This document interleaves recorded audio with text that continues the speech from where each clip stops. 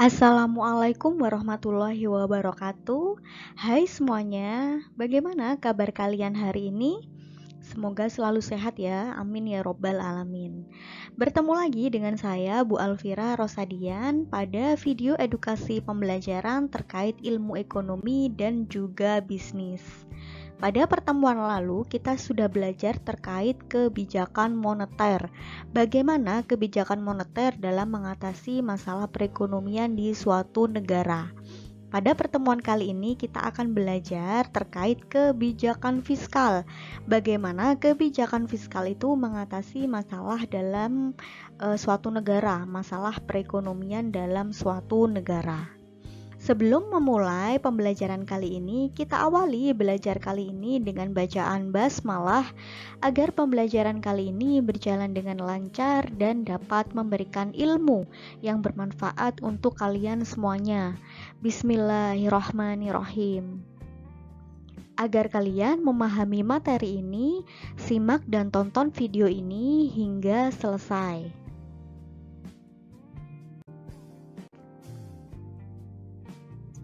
Guys, pada pertemuan lalu kita sudah belajar terkait kebijakan moneter. Nah, jika bank sentral berperan dalam memperbaiki kondisi perekonomian melalui kebijakan moneter, lalu bagaimana dengan peran pemerintah? Pemerintah melalui Kemenku atau Kementerian Keuangan Republik Indonesia berperan dalam memperbaiki kondisi perekonomian melalui kebijakan fiskal. Jadi yang berperan dalam mengatasi masalah perekonomian utamanya adalah terkait moneter, yaitu adalah bank sentral dalam kebijakan moneter. Namun pemerintah juga berperan penting dalam kebijakan fiskal. Apa itu kebijakan fiskal? Kita awali dengan memahami apa itu fiskal. Fiskal ini digunakan untuk menjelaskan mengenai bentuk pendapatan pemerintah yang berasal dari masyarakat, yang mana pendapatan tersebut itu dianggap sebagai pengeluaran negara untuk menjaga stabilitas ekonomi di suatu negara. Kebijakan fiskal itu sendiri adalah pemerintah yang ditujukan untuk memperbaiki kondisi perekonomian agar perekonomian stabil melalui pengeluaran dan penerimaan yang di dalamnya itu terdapat unsur pajak atau perpajakan. Yang mana di sini pengeluaran atau penerimaan pemerintah tercermin dalam APBN atau Anggaran Pendapatan dan Belanja Negara. Sehingga kebijakan fiskal ini berkaitan erat dengan bagaimana tindakan pemerintah melalui Kemenku dalam mengelola APBN atau Anggaran Pendapatan dan Belanja Negara. Nah guys, tahukah kalian bahwa pembayaran yang dipungut dari masyarakat oleh pemerintah, contohnya seperti pajak penghasilan ya, PPh. Kemudian ketika kalian membayar pembelanjaan barang atau jasa, itu selalu ditambah dengan PPN 10%. Kemudian ada PBB, pajak bumi bangunan, PPNBM. Nah, itu semua masuk dalam kategori pajak. Jadi melalui pajak, pemerintah melalui Kemenku ini mengelola anggaran tersebut melalui pengeluaran dan penerimaan yang biasa disebut dengan dana APBN.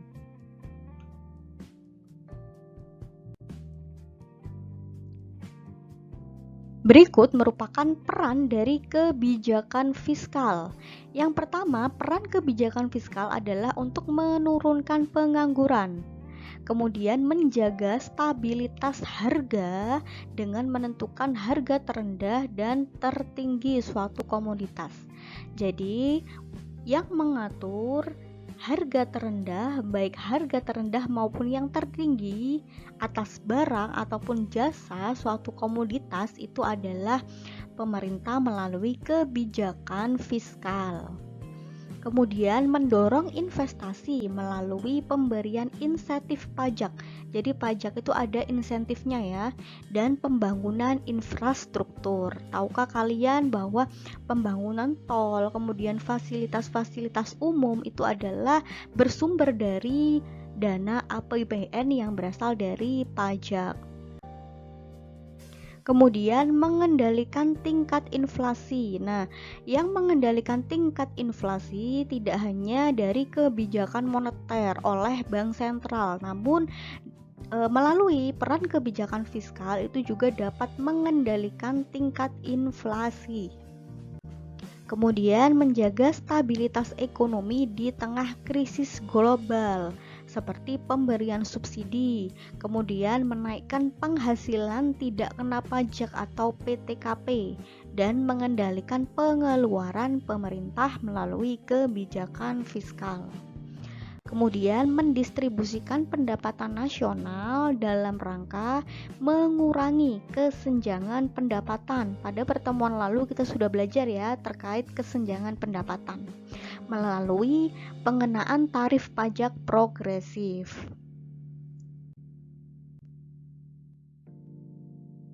Selanjutnya adalah fungsi dari kebijakan fiskal. Terdiri dari beberapa fungsi. Yang pertama yaitu fungsi otoritas. Fungsi otoritas artinya kebijakan fiskal berfungsi ketika anggaran negara telah menjadi pedoman yang digunakan untuk mencari pendapatan serta belanja pada tahun tertentu dan bersangkutan. Itu adalah fungsi otoritas. Yang kedua yaitu fungsi perencanaan. Artinya kebijakan fiskal berfungsi ketika anggaran di suatu negara telah menjadi dasar bagi manajemen dalam merencanakan anggaran tahun yang bersangkutan saat itu. Yang ketiga adalah fungsi pengawasan. Hal ini berarti kebijakan fiskal berfungsi sebagai pengawas dari masuknya pendapatan negara serta pengawasan atas pemanfaatan dari pendapatan tersebut.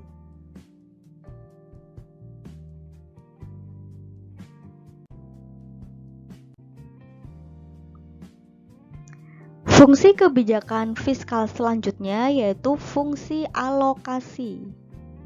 Artinya di sini dengan tujuan untuk mengurangi tingkat pengangguran.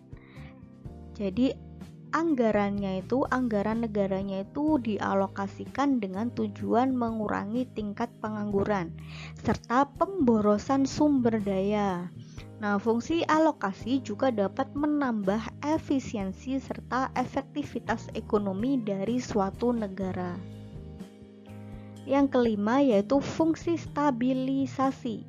Kebijakan fiskal berfungsi ketika anggaran pemerintah digunakan menjadi alat yang bertujuan untuk memelihara serta melakukan upaya atas keseimbangan fundamental dari perekonomian negara tersebut.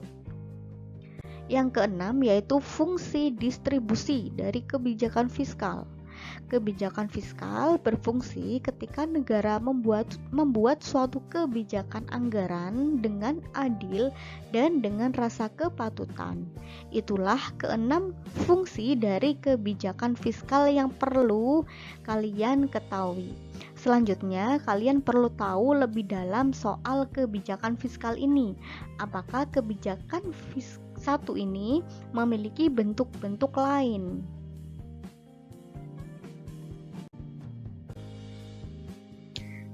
Selanjutnya, kita akan belajar terkait jenis kebijakan fiskal dari segi teori. Yang pertama adalah fungsional. Kebijakan untuk mempertimbangkan pengeluaran dan penerimaan anggaran pemerintah dengan melihat akibat tidak langsung terhadap pendapatan nasional. Jadi secara fungsional untuk mempertimbangkan ya pengeluaran, baik pengeluaran maupun penerimaan. Dan di sini ditujukan untuk melihat efek tidak langsung dari kebijakan ini terhadap pendapatan nasional. Contohnya misalkan kesempatan warga untuk mendapatkan pekerjaan, maka fungsi jenis kebijakan fiskal dari fungsional ini diperlakukan. Kemudian disengaja, kebijakan dalam mengatasi masalah ekonomi yang sedang dihadapi dengan cara memanipulasi anggaran belanja secara sengaja. Ada 3 bentuk dari kebijakan fiskal disengaja, yaitu merubah pengeluaran pemerintah, kemudian perubahan sistem pemungutan pajak, dan merubah pengelolaan pemerintah. Selanjutnya yaitu tidak disengaja, kebijakan untuk mengendalikan kecepatan siklus bisnis agar aktivitas ekonomi tidak terlalu fluktuatif. Contohnya misalkan pajak progresif dan kebijakan harga minimum. Nah, sekarang adalah jenis kebijakan fiskal berdasarkan penerapannya. Sama dengan kebijakan moneter, jenis kebijakan fiskal ini terbagi menjadi 2, yaitu kebijakan fiskal ekspansif dan kebijakan fiskal kontraktif. Yang pertama yaitu kebijakan fiskal ekspansif. Kebijakan ini dimaksudkan untuk meningkatkan perekonomian dengan cara, di sini sudah saya kasih huruf tebal ya agar kalian lebih memahami, dengan cara meningkatkan pengeluaran pemerintah atau G-nya di sini singkatannya. Kemudian meningkatkan pembayaran transfer pemerintah dan mengurangi pemungutan pajak. Nah, kebijakan fiskal ekspansif ini dilakukan apabila perekonomian berada dalam kondisi yang lesu, ditandai dengan banyaknya pengangguran, kemudian pendapatan nasional aktual yang justru lebih kecil daripada pendapatan nasional potensialnya. Maka, kebijakan fiskal ekspansif diperlakukan. Kemudian yang kedua ada kebijakan fiskal kontraktif. Nah, kebijakan ini dimaksudkan untuk meningkatkan perekonomian dengan cara menurunkan pengeluaran pemerintah, kemudian mengurangi pembayaran transfer pemerintah dan meningkatkan pemungutan pajak. Nah, kebijakan ini dilakukan apabila perekonomian berada dalam kondisi pasar tidak mampu memenuhi permintaan masyarakat yang ditandai dengan permintaan keseluruhannya yang melebihi penawarannya, sehingga terjadi ketimpangan dan juga tingkat inflasi yang tinggi. Jadi, jika terjadi tingkat inflasi yang tinggi, kemudian ketimpangan antara permintaan agregat dan penawarannya, maka kebijakan fiskal kontraktif diperlakukan.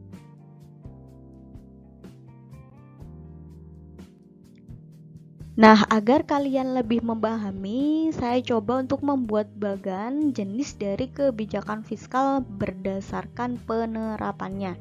Di sini pengeluaran pemerintah dan transfer pemerintah itu ditandai dengan TR dan pajak adalah TX. Di sini jenis kebijakan fiskal menurut penerapannya. Jika kebijakan fiskal ekspansif, maka cara yang dilakukan pemerintah adalah dengan meningkatkan pengeluaran pemerintah, kemudian meningkatkan transfer pemerintah dan menurunkan pajak. Nah, jika jenis kebijakan fiskal kontraktif itu dilakukan pemerintah dengan cara menurunkan pengeluaran pemerintah atau G-nya ini ya, pengeluaran pemerintah, kemudian menurunkan transfer pemerintah dan meningkatkan pajak.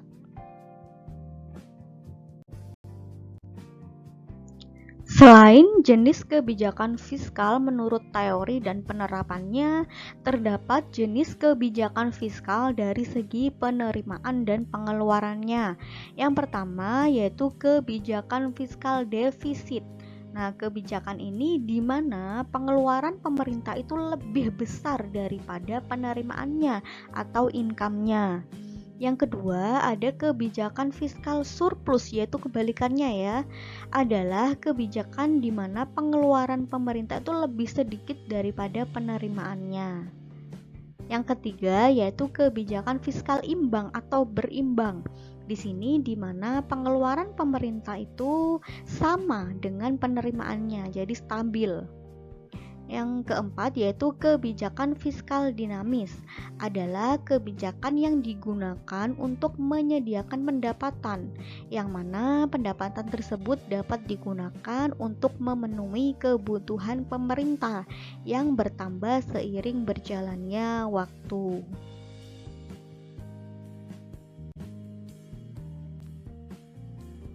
Nah, kita sudah belajar terkait kebijakan fiskal juga moneter. Di sini saya sediakan tabel perbandingan antara kebijakan fiskal dan moneter agar kalian lebih memahami perbandingannya. Bagaimana kebijakan fiskal dan moneter itu dalam perekonomian suatu negara. Di sini dasar perbandingannya sifat, berhubungan dengan, dan berfokus pada kebijakan, instrumen kebijakannya, dan pengaruhnya terhadap politik. Nah, di sini kita mulai dari pengertiannya. Pengertian kebijakan fiskal di sini kebijakan yang dikeluarkan pemerintah sebagai penerimaan dan juga pengeluaran pajak untuk mempengaruhi ekonomi sebuah negara. Sedangkan kebijakan moneter itu adalah sebuah kebijakan yang digunakan oleh bank sentral untuk mengatur jumlah uang beredar dalam pasar. Jadi ketika ada inflasi dan deflasi, maka kebijakan moneter dilakukan melalui bank sentral. Kemudian pelaksananya siapa? Kebijakan fiskal pelaksananya adalah pemerintah melalui Kementerian Keuangan atau Kemenq. Sedangkan kebijakan moneter adalah yang berwenang itu adalah Bank Indonesia di Indonesia atau Bank Sentral. Kemudian sifatnya. Sifat kebijakan fiskal itu berubah setiap tahunnya, namun kebijakan moneter itu tidak. Perubahan dalam kebijakan moneter itu tergantung pada status ekonomi bangsa. Jadi jika terjadi permasalahan inflasi maupun deflasi, maka kebijakan moneter diberlakukan.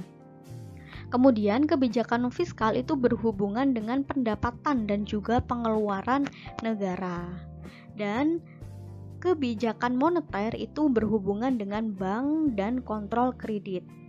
Di sini, kebijakan fiskal itu fokusnya adalah pada pertumbuhan ekonomi, ya, fokus dari adanya kebijakan fiskal.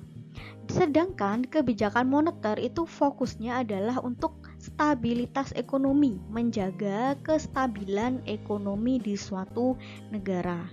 Kemudian instrumen kebijakannya adalah jika kebijakan fiskal itu melalui tarif pajak dan pengeluaran pemerintah. Sedangkan kebijakan moneter itu suku bunga dan rasio kredit. Kemudian pengaruhnya terhadap politik, jika kebijakan fiskal itu ada pengaruh, sedangkan kebijakan moneter itu tidak ada pengaruhnya.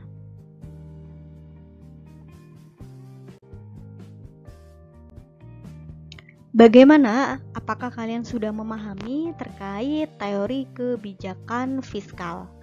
Agar kalian lebih memahami, yuk coba kerjakan latihan soal ini untuk memperdalam ilmu kalian terkait teori ini.